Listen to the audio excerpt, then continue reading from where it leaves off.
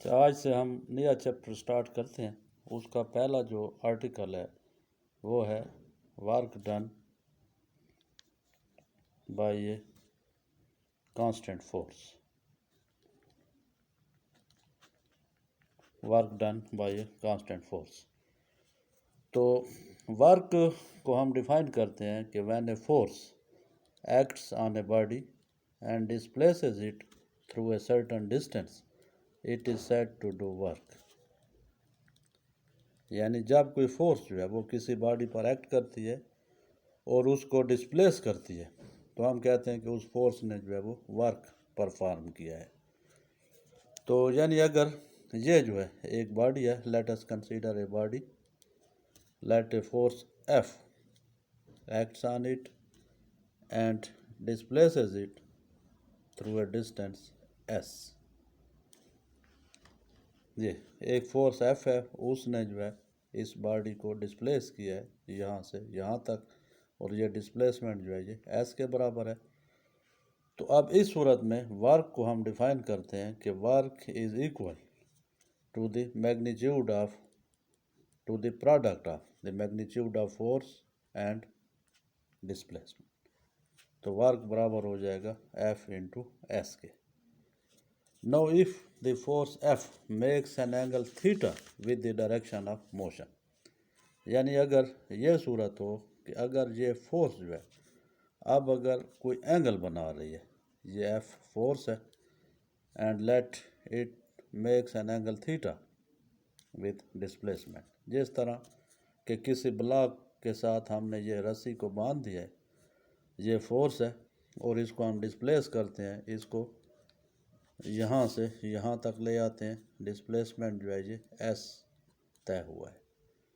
तो अब इस सूरत में ये जो फोर्स F है इसका एक कंपोनेंट जो है वो वर्क परफॉर्म करता है, ये सारी फोर्स जो है वो वर्क में इस्तेमाल नहीं हो रही। तो इस सूरत में ये जो फोर्स F है अगर हम इसके दो कंपोनेंट्स बना लें, ये इसका हॉरिजॉन्टल कंपोनेंट हो जाएगा F cos थीटा और ये इसका वर्टिकल कंपोनेंट हो जाएगा F sin थीटा। अब क्योंकि इस बॉडी ने जो है ये हॉरिजॉन्टल डिस्टेंस कवर किया यहाँ से यहाँ तक, तो मोशन के ये जो डिस्प्लेसमेंट के पैरेलल कंपोनेंट है वो ये है F cos थीटा। क्योंकि ये बॉडी जो है ये ऊपर नहीं जा रहा, इसलिए फोर्स का ये कंपोनेंट जो है ये वर्क में हम कंसीडर नहीं करते। तो इस सूरत में ये जो वर्क होगा ये बराबर हो जाएगा फोर्स, यानी अब फोर्स जो है ये F cos थीटा है और ये डिस्प्लेसमेंट S है। तो ये आपके पास हो जाएगा F S cos थीटा। अब जिस तरह हमने पहले पढ़ा है डॉट प्रोडक्ट में कि A dot B is equal to AB cos theta, तो यहाँ पर F S cos थीटा, तो इस नोटेशन के मुताबिक इसको हम लिख सकते हैं F डॉट S। तो इसलिए वर्क को हम यूँ भी डिफाइन कर सकते हैं कि work is the dot product of force and displacement. अब इसमें दो तीन केसेस जो है ये हम डिस्कस कर सकते हैं। पहला केस ये है कि if the angle between force and displacement is zero.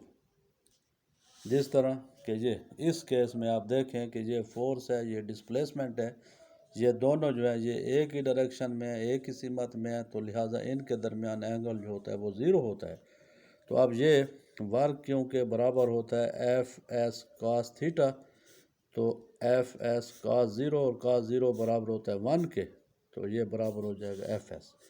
यानी जब दो फोर्स और डिस्प्लेसमेंट के दरमियान एंगल ज़ीरो हो तो उस वक्त वर्क जो होता है it is positive and maximum. और दूसरा केस ये हो सकता है कि when the angle between force and displacement is 180 degree, यानी जब ये दोनों जो है ये अपोजिट डायरेक्शन पे हो, तो फिर ये वर्क बराबर हो जाएगा F S cos 180 और cos 180 जो है ये -1 होता है। तो इस सूरत में ये वर्क जो होता है ये नेगेटिव होता है। और इसकी जो एग्जांपल है वो ये हो सकती है कि work done by the force of friction is always negative. जिस तरह के मसलन ये ग्राउंड है, तो इस पर जब कोई बॉडी जो है वो मूव कर रहा है, मसलन इस डायरेक्शन में ये मूव कर रहा है, ये डिस्प्लेसमेंट की डायरेक्शन है, तो फोर्स ऑफ फ्रिक्शन जो होती है it always opposes the motion of a body. तो जाहिर है कि फोर्स ऑफ फ्रिक्शन जो है ये हमेशा डिस्प्लेसमेंट के मोशन के अपोजिट होती है। तो फोर्स ऑफ फ्रिक्शन और डिस्प्लेसमेंट के दरमियान एंगल जो होगा वो 180 होगा। तो जब एंगल 180 हो तो लिहाजा उस सूरत में वर्क जो होता है वो नेगेटिव होता है। तो work done by the frictional force is always negative. और तीसरा केस ये हो सकता है कि अगर ये एंगल जो है फोर्स और डिस्प्लेसमेंट के दरमियान एंगल जो है वो अगर 90 हो, then work is equal to F S cos 90। और काज 90 क्योंकि ज़ीरो होता है तो ये सारा जो है ये ज़ीरो हो जाएगा वर्क। तो इसकी एग्जांपल ये हो सकती है कि work done by the centripetal force is equal to zero. कि मसलन कोई चीज़ जो है किसी बॉडी को हम सर्कल में जो है मूव कर रहे हैं, कोई बॉडी जो है वो सर्कल में मूव कर रहे हैं मसलन जहाँ पर, तो सर्कल में जो चीज़ भी मूव कर रही है तो उस पर जो फोर्स एक्ट करती है वो सेंट्रीपिटल फोर्स होती है and it is always directed toward the centre of a circle. तो इसको अगर हम इस तरह घुमा रहे हैं यहाँ पर छोड़ दें तो ये सीधी जाती है, ये डिस्प्लेसमेंट की डायरेक्शन है। तो ये एंगल 90 का है। इसी तरह यहाँ पर आप देख लें, अगर यहाँ पर छोड़ेंगे तो ये सीधी जाएगी और ये फोर्स ऑफ फ्रिक्शन, ये फोर्स सेंट्रीपिटल फोर्स की डायरेक्शन ये है, तो ये 90 का बन। तो लिहाजा सेंट्रीपिटल फोर्स जो है और इसके दरमियान एंगल डिस्प्लेसमेंट के दरमियान एंगल हमेशा 90 का बनता है। तो लिहाजा work done by the centripetal force is equal to zero. अब नेक्स्ट इसके बाद इसकी यूनिट्स हैं, यूनिट्स ऑफ वर्क।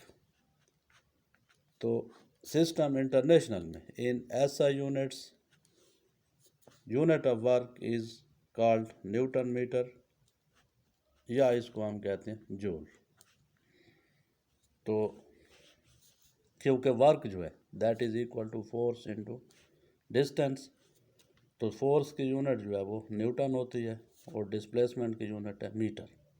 तो न्यूटन मीटर या इसको जूल कहा जाता है। और 1 जूल को हम डिफाइन करते हैं कि it is the work done when a force of 1 newton acts on a body and displaces it through a distance of 1 metre. तो इसलिए 1 जूल बराबर है 1 newton into 1 metre. In CGS system work is measured in ergs. और 1 अर्क को हम define किस तरह करते हैं, तो CGS सिस्टम में ये जो फोर्स है, CGS सिस्टम में फोर्स की यूनिट जो है इट इज़ कॉल्ड डाइन। तो when a force of 1 dyne acts on a body and displaces it through a distance of 1 centimeter, the work is called 1 arc। 1 dine जब किसी body पर force act करती है और उसको 1 सेंटीमीटर डिस्प्लेस करे तो ये वर्क जो होगा ये 1 आर्क कहलाएगा। अब हम देखते हैं कि what is the relation between joule and arc. तो क्योंकि 1 जूल को हमने डिफाइन किया है कि 1 newton into 1 metre, 1 joule is equal to 1 newton into 1 metre.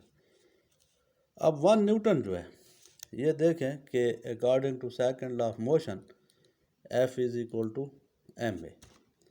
तो 1 न्यूटन को हम किस तरह डिफाइन करते हैं कि 1 newton is the force which produces an acceleration of 1 metre per second square in a body of mass 1 kilogram. 1 की Newton क्या होती है कि वो फोर्स जो 1 किलोग्राम मास में 1 metre per second square acceleration produce करती है। तो अब अगर इसको मैं किलोग्राम को ग्राम में चेंज करूं तो ये हो जाएगा 1000 ग्राम। और 1 मीटर जो है ये होता है 100 सेंटीमीटर। तो ये आपके पास आ जाएगा 10⁵ ग्राम सेंटीमीटर पर सेकंड स्क्वायर। अब जिस तरह यहाँ पर देखें kilogram metre per second square ये बराबर है 1 न्यूटन के, तो इसी तरह ग्राम पर ग्राम सेंटीमीटर पर सेकंड स्क्वायर, ये बराबर हो जाएगा डाइन के। तो इसलिए 1 न्यूटन बराबर हो जाएगा 10⁵ डाइन्स। तो लिहाजा यहाँ पर 1 जूल जो है ये बराबर आपके पास आ जाएगा 1 न्यूटन को आप लिख सकते हैं 10⁵ डाइन्स, और 1 मीटर बराबर है 10⁻² सेंटीमीटर। तो ये हो जाएगा 10⁷ डाइन्स सेंटीमीटर।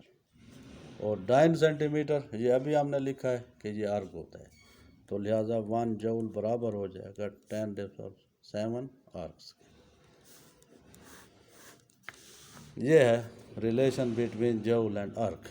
और इसके बाद तीसरी जो है इसकी यूनिट है वो है British engineering system. British engineering system में इसकी यूनिट जो है वो होती है फुट पाउंड। फुट पाउंड तो क्योंकि वर्क जो है ये बराबर होता है फोर्स इनटू डिस्टेंस के। तो ब्रिटिश इंजीनियरिंग सिस्टम में फोर्स की यूनिट जो है वो पाउंड होती है और डिस्प्लेसमेंट की यूनिट जो है वो फुट होती है। तो इसलिए इसकी यूनिट हो जाएगी फुट पाउंड। और 1 फुट पाउंड से मुराद क्या है? 1 फुट पाउंड कि when a force of 1 pound acts on a body and displaces it through a distance of 1 foot, the work is equal to 1 foot pound। कि 1 pound force जब किसी body पर act करती है और उसको 1 फुट आगे डिस्प्लेस करती है तो इस फोर्स का वर्क जो होगा वो 1 फुट पाउंड कहलाएगा। तो ये जो है, और आखिर में ये है क्योंकि वर्क जो है इसको हमने डिफाइन किया है कि it is the dot product of force and displacement. तो dot product that is also called scalar product. तो लिहाजा वर्क जो है it is a scalar quantity. Work is a scalar quantity.